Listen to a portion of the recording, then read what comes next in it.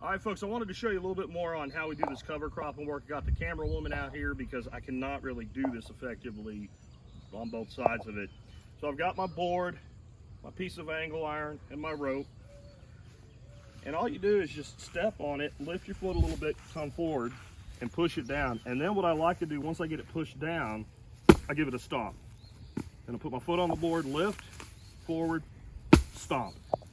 And I made the board 4 foot because we have 4 foot beds. If you had a 5 foot bed, you can make it 5 foot, 3 foot, etc.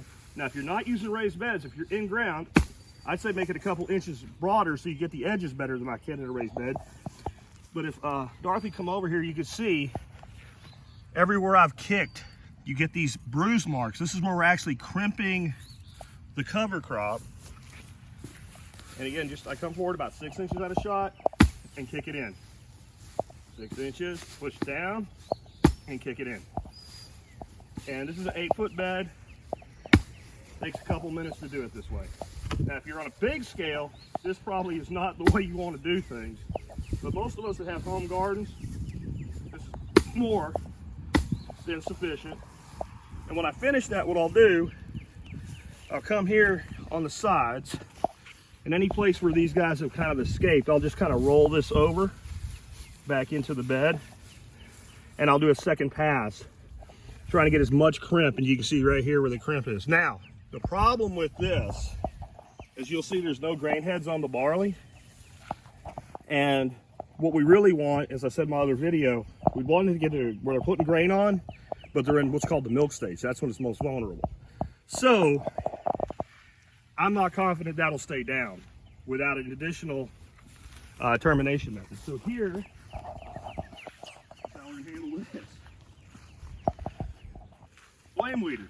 Don't ask me the brand because I'll never buy it again. It's literally falling apart, but it'll work to get these beds done. And auto igniter certainly doesn't want to work right now.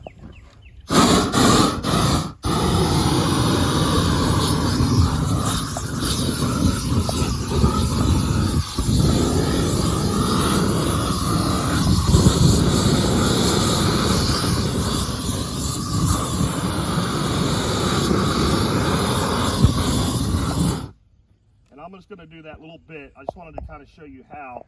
You notice it's not all burned up, it's not gone. It kind of looks like it's been cooked, which is exactly what happened. This is all wilty now. Think of cooking spinach or arugula for a side dish in a pan. And so we'll hit the whole thing pretty hard with that. And you really want to do that while it's green because it doesn't catch on fire. You saw it steam, it didn't really smoke, it steamed as it's boiling off the moisture in the plants. This was done yesterday. This is the bed from the last video.